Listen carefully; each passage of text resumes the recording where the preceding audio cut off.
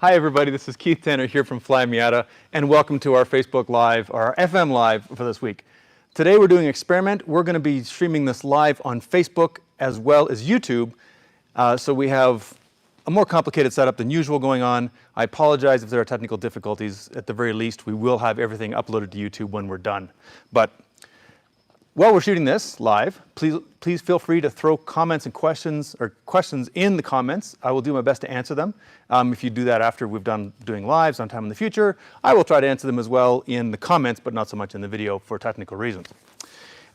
This is one of a series of videos, of course, that we do at least once a week. Some of them are technical, some of them are product driven, some of them are just us doing interesting stuff at Miata events.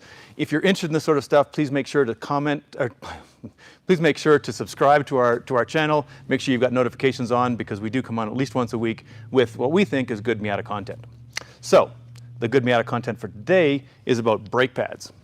I've done a series of videos so far on other parts of the braking system. We've done calipers, we've done rotors, we've done brake fluid, and so today we're going to finish it out by talking about pads themselves, because they are probably the brake component that you replace the most often. You probably should be flushing your brake fluid more often than you are, but you know that. But this is probably the thing that you're going to change the most often, and it's also one that can have a very big effect on your braking system. So it's important to know a lot about these, and just like all the other parts of the braking system, there's a lot to know. So part of the problem we have with choosing brake pads is that there's a lot of marketing around them. There's a lot of, it's kind of like buying an exhaust system where people start talking about a powerful note. What the heck is a powerful note? Once you start talking about brake fluid or brake pads, it can be difficult to separate some of the marketing from the actual hardcore technical information. So we're going to do our best to do that. Now the pad has a tough job. It sees extremely high heat. It's the actual interface between the spinning rotor, basically the ground, and the car. This is where the action happens.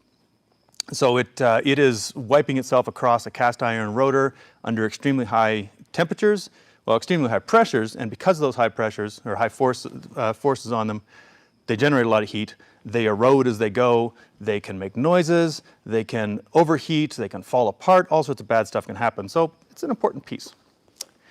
I'm going to mention right now that everybody wants the magic pad that does not exist. They want the one that doesn't dust, that works in street driving, that works in track driving, just once a year, you know. Lasts forever and probably is available for $9.99 at AutoZone. It does not exist. Brake pads are actually a very specialized device, and if you're using them for a wide range of relatively mellow uses, they're fairly easy to come up with something that works. But if you're going to ask extreme things of your brake pads, such as taking them to Laguna Seca or High Plains Raceway and pounding them around with a V8 Miata, abusing them, then you're going to need something a little more specialized. So I'm going to go over construction, materials, and care. And again, if you have questions, whether you're on Facebook or YouTube, please throw them in the comments. We'll do our best to answer them. So the two important parts of a brake pad, the two important things it has to deal with, or its characteristics, are friction and heat capability. And those are tied together. The level of friction is basically how hard it grabs, how much brake torque you get out of a given amount of pedal pressure or pedal force, everything else being kept equal. So a pad with a higher friction coefficient will feel stronger. You will get more braking power for a given amount of pressure on the pedal. And I apologize to all the physicists out there for me playing a little fast and loose with some of these terms, but we're speaking to the layman here. This coefficient of friction is important because the higher that level of friction, basically the more stopping power you get. But there's temperature involved as well. These things see enormous ranges of temperatures, everything from whatever ambient is right now when you're driving around in northern Minnesota in the middle of winter to running around on the track. It could be 1,200 degrees Fahrenheit at the brake pad. So the pads have to be formulated to deal with those specific temperatures. And if you go to any good brake manufacturer's website, you'll be able to find a graph, something like this. This is the graph off the Wilwood website for the BP10, which is the sort of the standard pad that comes with all the Wilwood kits that we sell, or Wilwood-based kits. And I also chose it because I know my way around the Wilwood site. But it shows temperature along here and friction along here. And we're looking at the BP10 right here, which is this large, probably can't see this up close, I'm sorry about that. Can't zoom in because there's a pile of cameras looking at me. This shows that the BP10 starts off at just between 0.4 and 0.45 as the coefficient of friction. That's a unitless, more almost a ratio. So just, it's what it is. It's between 0.4 and 0.45. And then it very slowly falls off until you get to 1,000 degrees where it's down to under 3.5. So it gradually loses its effectiveness, but it's a nice straight line.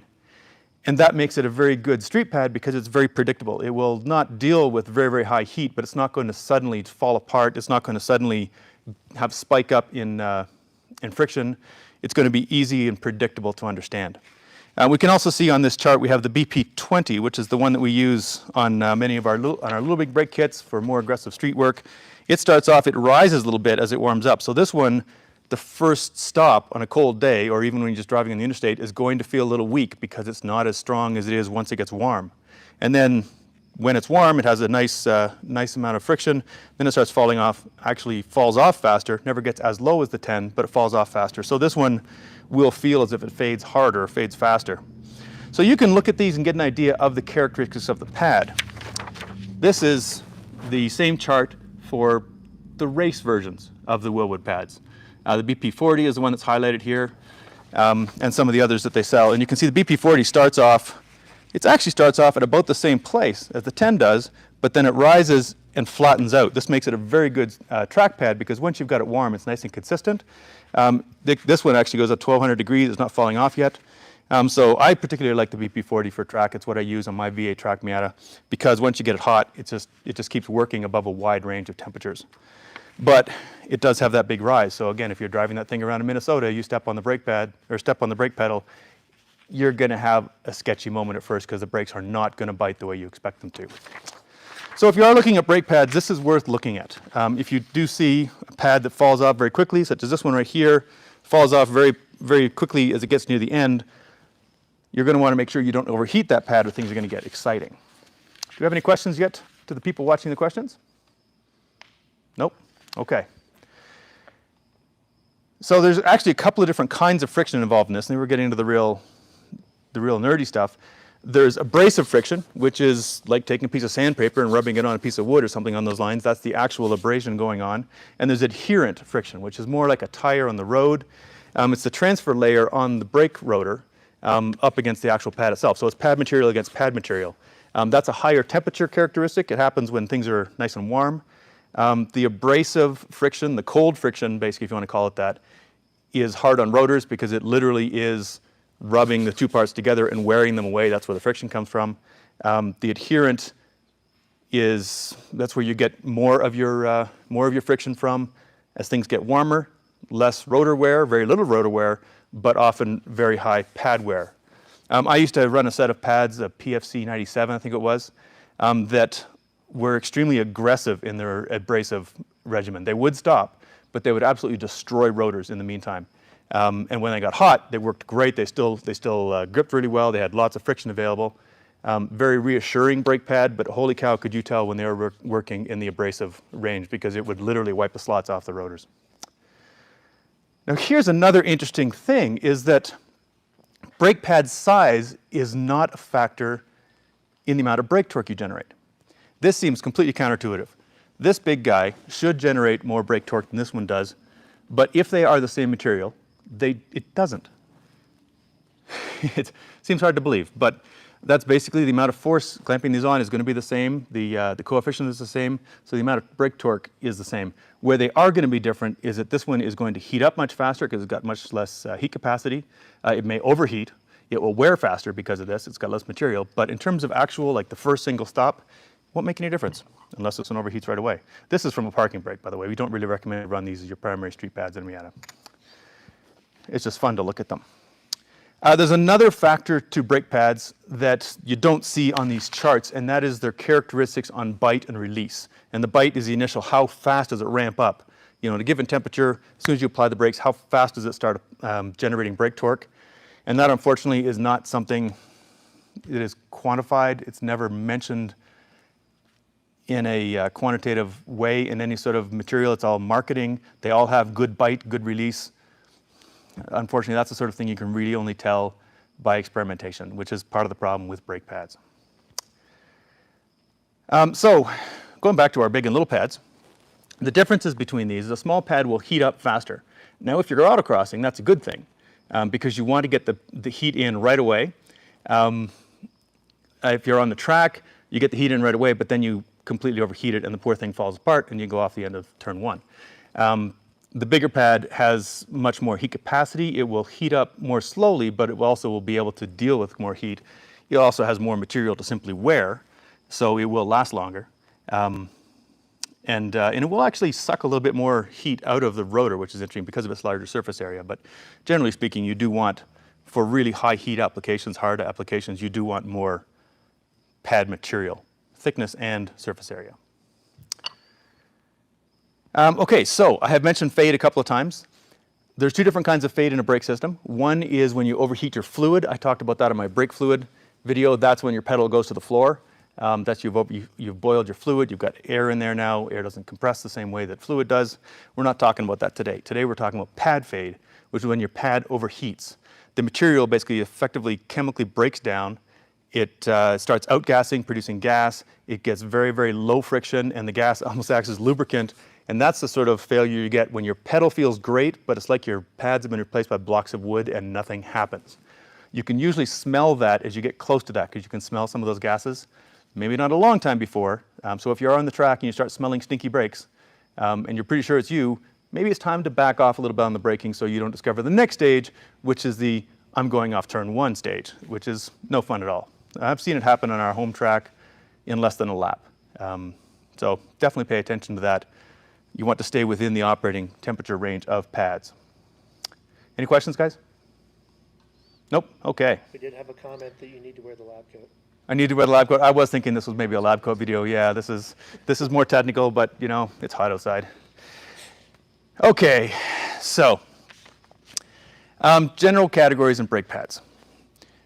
This is fairly straightforward. There's street pads, which is the sort of thing that the car comes from the factory. There's high performance pad, which is what most Miata owners are looking for driving around on the street, the occasional autocross. And then there's racing pads, which is what you want to use when you're running on the track. One thing that's important to remember is we get a lot of people saying, well, I only want to take it to the track once or twice a year. Your car is going to see the same stresses on that one day that it sees as if it was a dedicated track car. So your braking system has to be built to the same level for that one track day a year if you're going to treat it like it's a track car. So if you set up your car with, say, a set of Porterfield R4Ss, that's what these are, which is a very good high-performance street application. It can take some light track, depending on the car. I have tracked them with a Turbo Miata, but you have to watch your pad temperatures. If they start getting stinky, if they start acting like they're starting to get near the high end of their temperature range, then you have to make the decision to either park the car or just start lift and coasting. You know, lift off a little bit earlier, let the aerodynamic drag slow the car down, use engine braking a little bit more, basically take some load off the brakes, take some heat off the brakes.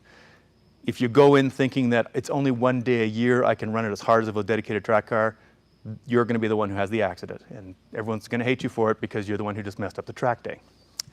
So, again, no magic pads. So generally speaking, a street pad, and this is a street pad, this is a factory Mazda pad for an ND, I think. They tend to be lower coefficient of friction. They tend to be optimized to be as quiet as possible. They optimize to be low dust because that's what people are looking for in most of their cars. Generally speaking, as you get higher in performance, you get higher coefficients of friction and you get more wear and more likelihood of noise because you're willing to put up with that for the improved performance. That's the intent. So I'll get into some of the different materials that you see in this, and they are built quite differently. If you've heard of organic brake pads, or as they're often called now, non-asbestos organics, to distinguish themselves from the asbestos stuff they used to use back in the 70s, they have very little iron in them. I'm not sure exactly what it is they're made of. You'll sometimes see specks of copper in them. This one you can't see so much. It's got something in there. Not magnetic, so not a huge amount of iron in here. You will see speckles of different things in here, but these are the good street pad ones because they tend to be very quiet, very little vibration. They don't have the heat capability that the semi-metallics and some of the others do, and they don't dust very well, but they just don't stop as well. They have a lower coefficient of friction. They're basically, these are your everyday pads. They consider those more or less an all-season. Then we move into, say, the high-performance street car pad, which is something like this Porterfield R4S. Also not a whole lot of iron in there. It's got a little bit more stick on the magnet.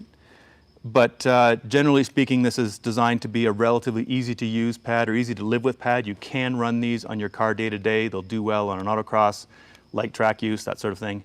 Not super high temps. These are very similar to, say, the BP10 Willwood in that regard. This is a street pad that we've been using for a long time. But they are built a little differently. Once you get into the more aggressive pads, you start seeing semi-metallic. And what that means is they literally have iron in them, because iron gives higher coefficient of friction, which is great because it gives you better stopping. It also is very consistent across its temperature range, which is, again, something else you're looking for. The downside is that it is, of course, a little hard on rotors. It tends to make more noise, but it is a good all-around. And these things can have enough iron in them that they are very magnetic. So all of these are actually all the same type of pad. This is a BP40, which is the track pad I was talking about. You can't see it probably on the videos. It's actually got a coarser grain to it. It doesn't look much different. If you didn't know which one was which, it's hard to tell. We've been playing that game with my coworkers here. It looks a little bit coarser, but other than looking at it, you can't tell the difference. But definitely, there's a lot of metal in that. I can throw it around with the magnet if I choose to.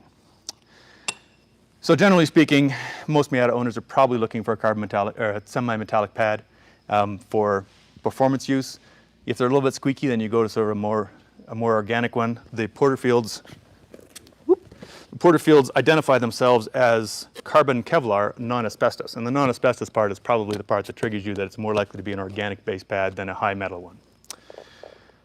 The carbon means that there's a little bit of carbon thrown in there. It gives a little more physical strength to the actual brake pad material. It gives a useful increase in temperature range, so it makes it a little more stable above range. So basically look at it as a carbon metallic plus often. There's nothing stopping you from putting carbon in a semi-metallic, whatever. The Kevlar that the references in here is mostly in there, again, for physical strength of the material so it doesn't break apart on you. It doesn't help so much in higher temperatures because Kevlar doesn't like higher temperatures so much. So there you go. There's one of the things that you see on these is the shims on the backside. These little shims that are in here, you can see this one quite clearly on the factory pad, are mostly there for noise control. If it's a stainless shim or a titanium shim, if you're throwing money at your car, that can help to transfer some of the heat from the brake pad into the fluid. No, other way around, to actually protect it from transferring that heat.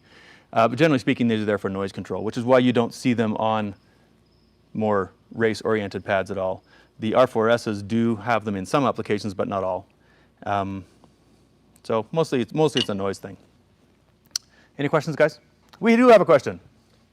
Would we recommend a different pad compound for manual brakes or booster deleted? Would we recommend a different pad compound for manual brakes, i.e. brakes that are not power boosted? And at that point, yes. You would want a more aggressive friction compound if you don't have I guess almost the mechanical advantage of running a booster. What a booster does is it takes the amount of force you have on the pedal and multiplies it. If you don't have that extra force, you need to get your braking torque from somewhere. And I mean, you can do it with pedal leverage, you can do it with hydraulic sizing, but effectively, you can't really replace that multiplication. So the best way to do that is to do it with a more aggressive pad compound, which can make it a little bit more difficult, to keep it from squealing. It can make it a little more difficult to get the modulation quite right because more aggressive pad compounds can be a little harder to modulate. They can be a little more grabby. There's trade-offs. There's a reason that all Miatas from the factory come with boosters. So, but if you want to take it off because you like a nice clean engine bay, that is going to be one of the trade-offs you have. We have more questions. I'm going to go to Mike. Is there an opportunity that you might prefer to run different brake pad compounds front to rear? So the question is would you ever want to run different brake pad compounds front to rear? I did have some more things to cover, I think. We'll get to this. It's actually a good question. It's something that racers will often do. I think Spec Miata racers will often do it because they're limited in what they can do to the brake system, and say a 1.6 Miata from the factory has a lot of front bias, so they'll run a more aggressive pad on the rear than the front. My one concern about that is definitely a way to adjust the balance in the system. I prefer an adjustable bias valve if possible, or changing the brake rotor size or piston size. The downside to running different compounds front and rear is that they may have different shapes to their curve. So if you have a brake pad that starts off and just has a nice subtle curve all the way down, or a nice slope all the way down on the front, and on the rear you put one that's got a big arc on it, your front to rear balance is going to change quite a bit as the brakes warm up. So you do have to make sure that you do match those pads fairly well.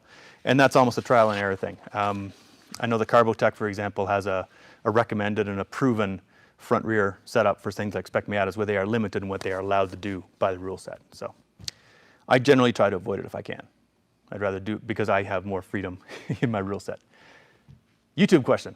So what are the advantages and disadvantages of a thicker brake pad? This customer mentions, I believe the NC Little Big Brake Kit can technically be run with a thicker custom cut brake pad. Okay, so the question there is the advantages and disadvantages of a thicker pad. Basically more material simply from depth. And that is just wear. It's more material, it will have a higher heat capacity, so it will not overheat as quickly, or basically run in a cooler temperature range because of it can absorb more heat before it passing it on to whatever is getting rid of the heat.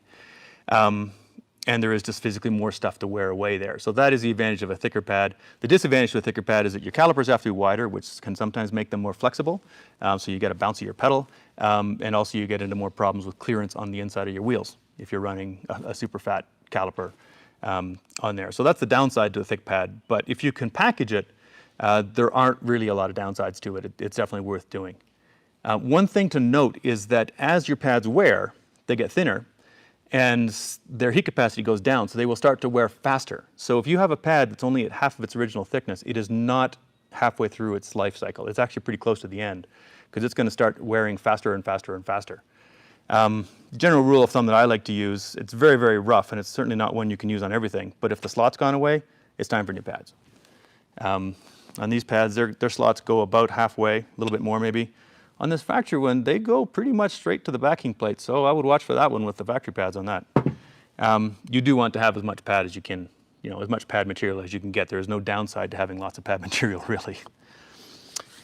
Okay, so that was actually the next thing on my list. Thank you very much for that, YouTube. One other thing on the pads, you will notice that some of them have slots in them. The main purpose of slots is to let brake dust escape, and it also allows for thermal expansion so it doesn't crack. The smaller pads can get away without that. Bigger pads have to have these slots because, to stop cracking and just to let the brake dust get out.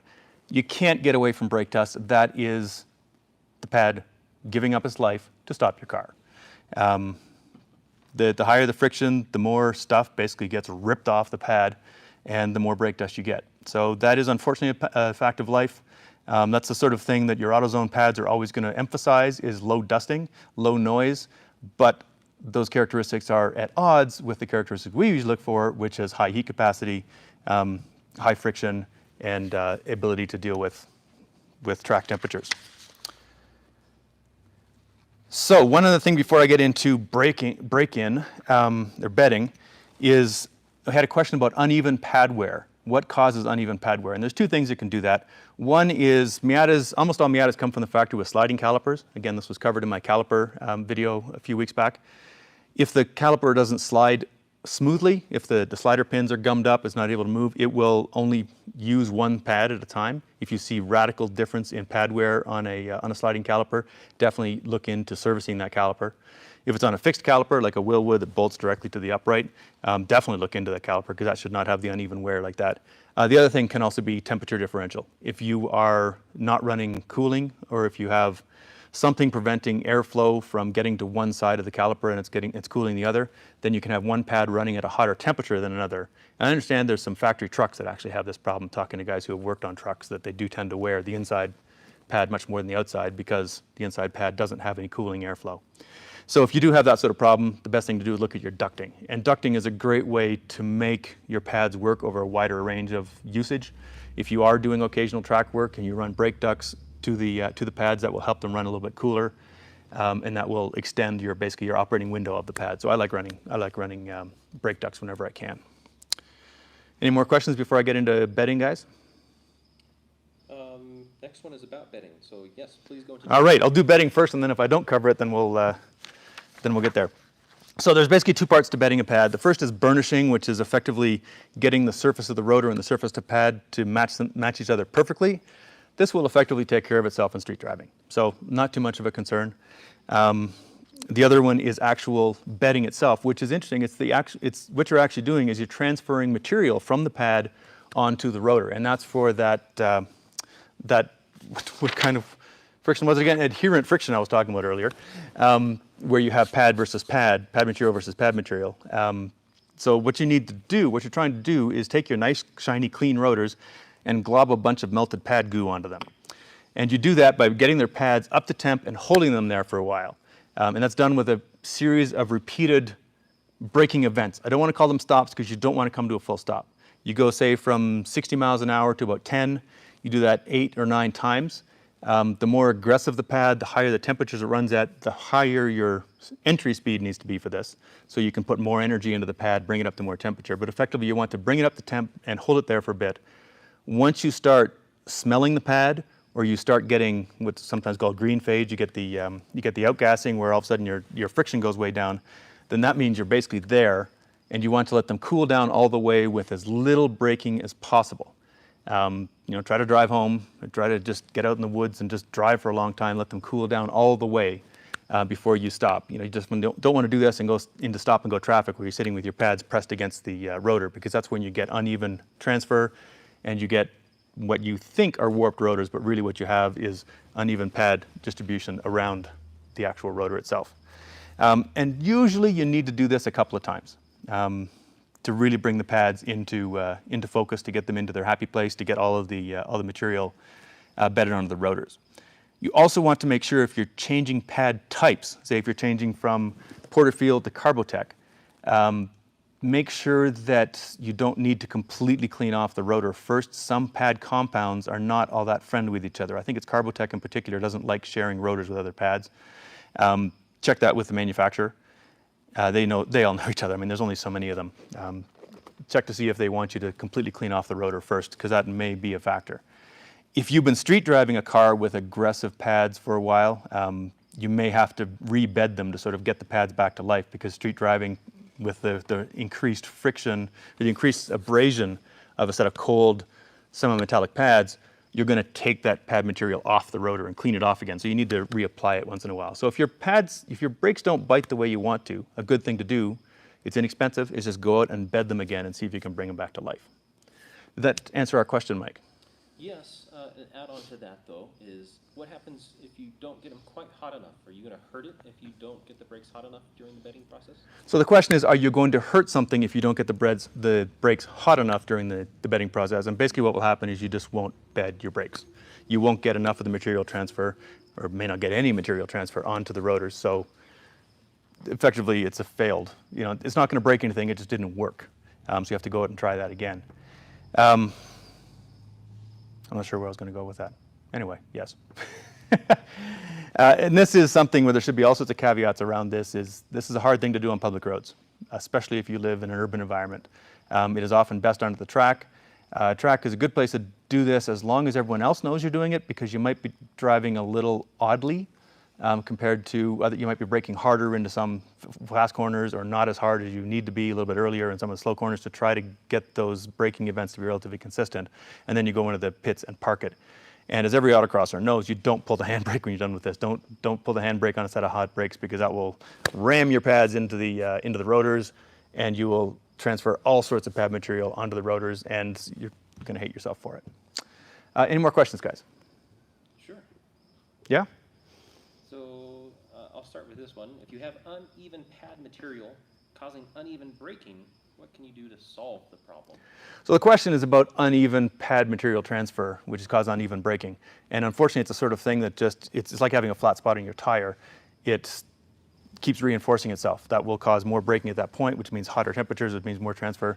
You need to clean that off. And we did cover this in the brake rotor discussion a few weeks ago.